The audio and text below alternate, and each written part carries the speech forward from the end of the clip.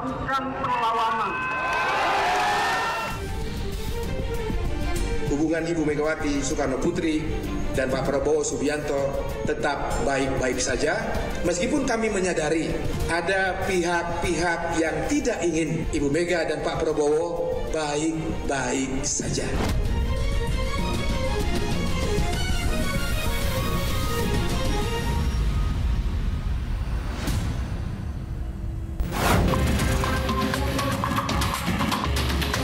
Sekretaris Jenderal PDIP Hasto Kristianto ditahan sebagai tersangka kasus dugaan suap dan perintangan penyidikan perkara buron Harun Masiku Kamis malam.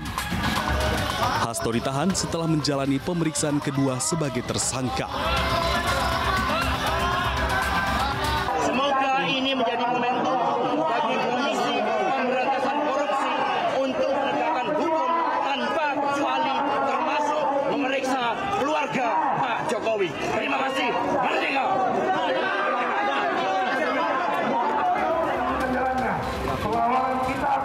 Sementara itu, masa pendukung Sekjen PDI Perjuangan Hasto Kristianto mendatangi gedung Komisi Pemberantasan Korupsi.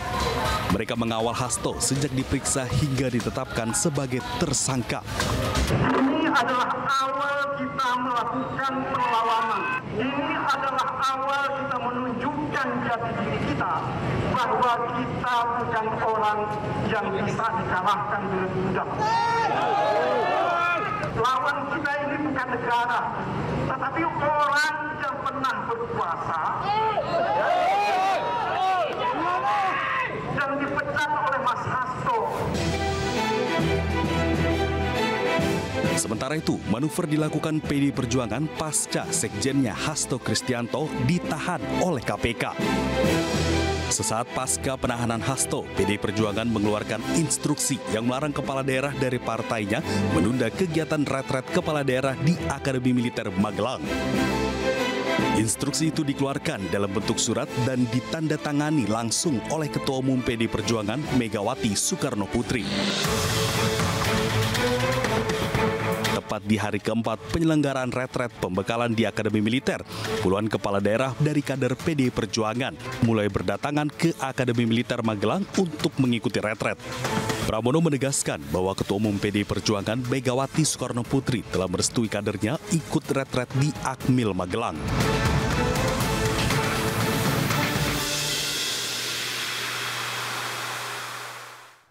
Dan untuk membahas lebih lanjut mengenai hubungan antara Prabowo Subianto dan Megawati Soekarno Putri pasca penahanan Hasto Kristianto, kita akan membahasnya secara lengkap di The Prime Show. Sudah ada beberapa narasumber yang hadir di studio kami saat ini. Ada Bapak Kapitra Ampera, politisi PDIP.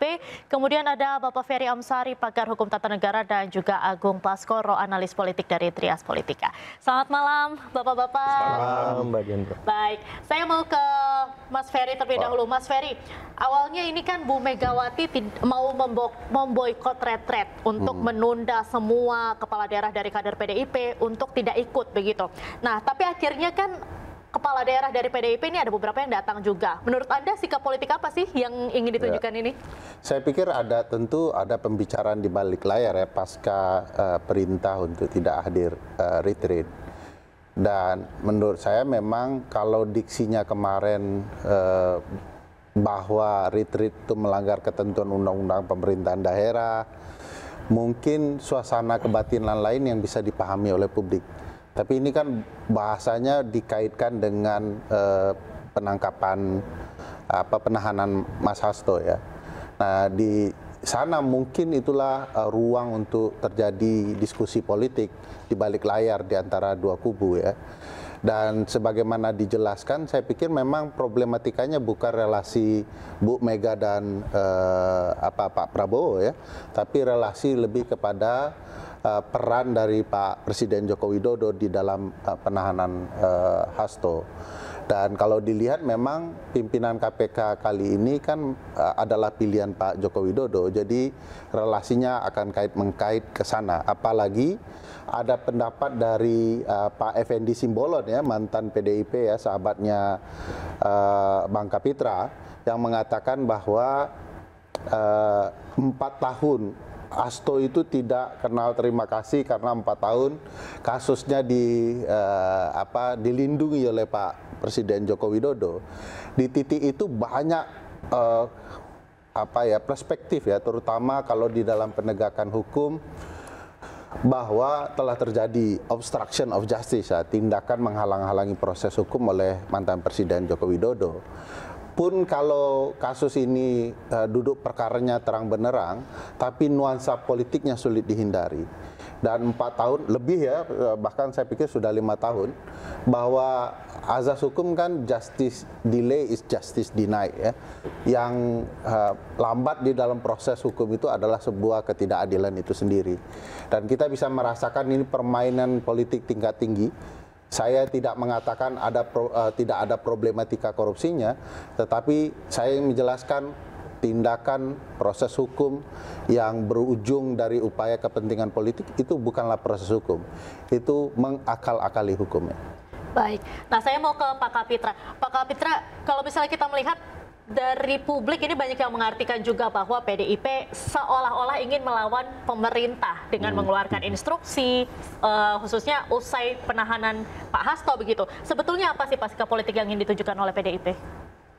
Kata seolah-olah itu bukan kata kepastian. Masih ada asumsi. To be or not to be. Saya ingin luruskan bahwa Ibu Megawati tidak pernah melarang retreat. Dan tidak pula memboikot, hanya menunda.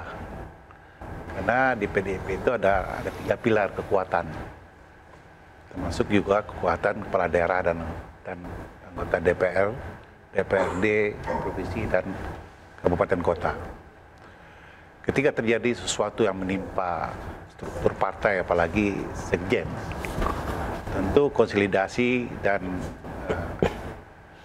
konstruksi untuk mengatasi masalah ini kan harus digotong-royongkan untuk mencari solusi. Untuk itulah diperlukan waktu kebersamaan semua kader, termasuk pilar yang ada di PDIP untuk rembuk. Ya. Ternyata kan setelah itu semua kan sudah kembali ya ke retreat program pemerintah ya, yang dilakukan oleh Mendagri. Jadi saya pikir permasalahannya bukan bentuk resistensi kepada pemerintah Prabowo, karena saya melihat belum pernah ada irisan antara PDIP dengan Gerindra atau antara Ibu Mega dengan Pak Prabowo. Sejarah juga membuktikan kedekatan personal ya antara Pak Prabowo dengan Ibu Mega, dan kita juga lihat kemana-mana Pak Prabowo selalu membawa cita-cita Bung Karno. At least Bung Karno itu kan bapaknya Ibu Megawati ya. Artinya tidak adalah konflik ya, dan tidak ada, orang Melayu bilang, pertelagahan ya. Tidak ada pertentangan, tidak ada pertempuran dalam tanda kutip antara Ibu Mega dengan Prabowo. Dan saya pikir komunikasi mereka tetap baik dan hubungan silaturahmi mereka juga terjaga dan baik. Dan orang menafsirkan bahwa peristiwa kemarin soal Pak Hasto itu adalah peristiwa yang perlawanan atau intervensi atau perbuatan dari pemerintah sekarang. Baik, Pak. Ngomong-ngomong soal silaturahmi nih antara Prabowo dan juga Mega, sampai sekarang kan pertemuan nasi goreng ini belum kejadian. Ada komunikasi politik lagi nggak nih, Pak? Kalau pertemuan nasi goreng belum ada, kan pertemuan stick juga berlanjut terus.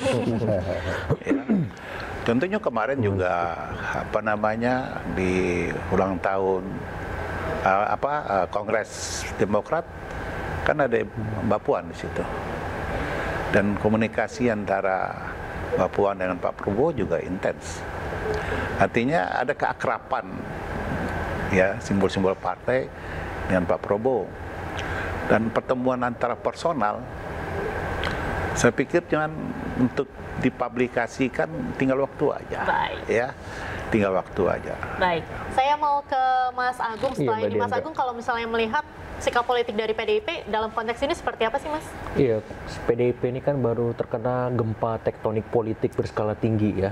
Jadi kalau kita habis kena gempa itu biasanya ngadem dulu di rumah, konsolidasi dulu supaya semuanya terkonsolidasi, terkendali, dan sayangnya responnya kurang tepat kalau menurut saya surat pertama itu karena menunda. Akhirnya apa yang terjadi? Kepala daerah PDIP ada yang datang duluan, satu, kemudian ada yang nyusul, kedua, yang ketiga ada yang nggak datang sama sekali, walaupun di surat kedua itu kemudian dikasih opsi untuk datang di kloter berikutnya bersamaan dengan kepala-kepala daerah yang baru menyelesaikan perkara di MK. Nah, artinya apa? Ketika melihat relasi Ibu Mega dengan Pak Prabowo sebenarnya secara personal baik-baik saja. Tapi yang menjadi masalah adalah secara institusional. Karena kan kegiatan retreat ini kegiatan negara, bukan kegiatan satu partai, dua partai, tapi kegiatan pemerintahan atas nama Pak Prabowo yang menjadi kepala pemerintahan. Nah, sehingga ketika ditanya relasinya seperti apa secara institusional, menurut saya tidak baik-baik saja. Ada semacam kebekuan yang harus dicairkan, dan ketika bicara politik nasi goreng apakah bisa dimasak atau tidak, saya ragu dalam waktu dekat itu akan terjadi. Tapi kalau sebatas formalitas simbolik ketika PDIP Kongres Pak Prabowo datang, itu mungkin. Nah, sayangnya di Kongres itu kan susah peralatan untuk masak nasi goreng ya, ribet gitu. Paling ya cuman say hi, say goodbye, kemudian selesai kan. Mungkin ngasih pidato dan seterusnya. Jadi kurang intim, kurang dalam, kurang hangat. Nah, ini yang mau direlaksasi lewat surat kedua. Ketika ada opsi bagi kepala daerah yang belum ikut untuk ikut, kemudian PDIP mendukung dan seterusnya. Jadi surat pertama sangat ngegas, surat kedua ini ngerem. Oke. Jadi gas rem ini yang saya lihat yang menjadi wajah PDIP yang akan terus diorkestrasi sebagai mitra kritis maupun sebagai mitra strategis seperti itu. Nah, tapi kan kalau misalnya kita lihat kepala daerah ini setelah dilantik, ini kan harusnya satu komando patuh sama presiden. Nah, dengan saat ini kan dilihat banyak juga yang masih belum ikut retret, kemudian di satu sisi juga udah ada yang ikut, tapi juga masih setengah-setengah begitu. Anda melihatnya seperti apa, Pak? Iya, itu dari resiko atau konsekuensi politik akibat surat pertama keluar, sehingga kader ini bingung harus menempatkan dualisme loyalitasnya, apakah kepada pemerintah atau kepada ketua umum partai. Nah, ini bisa menjadi masukan untuk PDIP ke depan ketika memang ada peristiwa-peristiwa hukum yang kemudian sedikit banyak berkelindan dengan partai, mestinya ada ranah yang jelas dan tegas sehingga kita tidak terlalu banyak menghabiskan energi untuk selalu membahas ya soal politik berkelindan dengan hukum atau sebaliknya semacam itu. Jadi saya apresiasi surat kedua. Semoga surat pertama tidak terulang lagi. Harapannya ya PDIP lebih baik, apalagi jubirnya juga ada dua nih. Pak Basarah yang mungkin agak ngerem, Pak Roni yang agak ngegas juga. Jadi wajahnya seperti itu terus. Di pemerintahan juga gitu. Di DPP ada Ibu Mega, di legislatif ada Mbak Puan. Baik. Jadi ini akan menarik dan akan terus kita cermati bersama-sama. Baik, tadi ngomongin soal Pak Basarah. Sebelum kita lanjut berbincang lagi, kami juga memiliki cuplikan juru bicara PDIP Ahmad Basarah terkait dengan hubungan Prabowo Subianto dan Megawati Soekarno Putri. Namun ada pihak yang menginginkan hubungan tersebut menjadi tidak baik-baik saja. Saya juga ingin menggarisbawahi dengan pernyataan pandangan politik dan sikap PDI Perjuangan terkait retret kepala dan wakil kepala daerah yang tadi sudah saya bacakan. Sesungguhnya hal itu memberikan pesan bahwa posisi PDI Perjuangan sampai dengan hari ini kita tidak merasa memiliki persoalan dengan Presiden Prabowo Subianto. Bu Mega dalam berbagai kesempatan sering memberikan penjelasan dan penegasan bahwa beliau punya hubungan pribadi yang sangat panjang dan sangat baik, dan itu menjadi dasar bagi kedua beliau untuk terus menjalin komunikasi satu sama lain di antara mereka berdua. Jadi Mbak Renata, alhamdulillah sampai dengan hari ini hubungan Ibu Megawati Soekarno Putri dan Pak Prabowo Subianto tetap baik-baik saja. Meskipun kami menyadari dan merasakan ada pihak-pihak yang tidak ingin Ibu Mega dan Pak Prabowo baik-baik saja. Baik-baik saja. Nah, tadi kita sudah dengarkan perbincangan atau pernyataan dari Bapak Ahmad Basarah. Pak Ferry, bagaimana nih melihat Anda? Siapa sih pihak yang dimaksud nih sama Pak Basarah ingin menginginkan hubungannya tidak baik-baik saja? Iya, makanya saya sampaikan tadi memang ini ada dilema secara politik bagi PDIP ya. Mau oposisi tetapi oposisi ke pemerintahan yang sebelumnya. Karena presiden yang sekarang adalah teman lama, teman masa lalu yang cukup dekat begitu ya. Sementara presiden saat ini dalam berbagai perspektif semua orang juga tahu. Saya yakin teman-teman PDIP dan partai lain tahu bahwa presiden masuk ke fase lemdak presiden gitu ya. Tidak seutuhnya menjadi presiden. Nah, kesadaran itulah yang membuat sepertinya ya ada upaya melawan presiden terdahulu dalam berbagai ruang. Dan apa yang disampaikan itu cukup intens di berbagai hal ya, bahwa apa yang terjadi dengan berbagai pola politik termasuk dengan Hasto adalah pekerjaan dari mantan Presiden Joko Widodo. Dan kalau dilihat siklusnya mungkin itu masuk akal. Karena KPK sekali lagi dipilih oleh Pak Joko Widodo, 10 orang terbaik menjadi 5, siapapun kita pilih itu pasti orang Presiden Joko Widodo itu ya. Dan itulah yang kemudian sepertinya hendak disampaikan oleh juru bicara PDIP tadi, yang kita kenal Mas Ahmad Basarah bukan tipikal sebut nama tembak langsung gitu ya, tapi semua orang paham ini arahnya kemana. Dan menurut saya memang ini problematika sulit di berbagai pihak, termasuk oleh Presiden sendiri, apakah posisi mantan Presiden itu harus dominan atau memang presiden saat ini harus memperlihatkan betapa negara ini di bawah kendali dia. Dan saya tidak melihat ada upaya yang terang benderang dari presiden saat ini untuk katakanlah ya menyatakan bahwa dia on power ya, dialah yang mengendalikan permainan. Baik, kita tahan dulu perbincangan kita malam hari ini. The Prime Show masih akan kembali usai jeda, tetaplah bersama kami.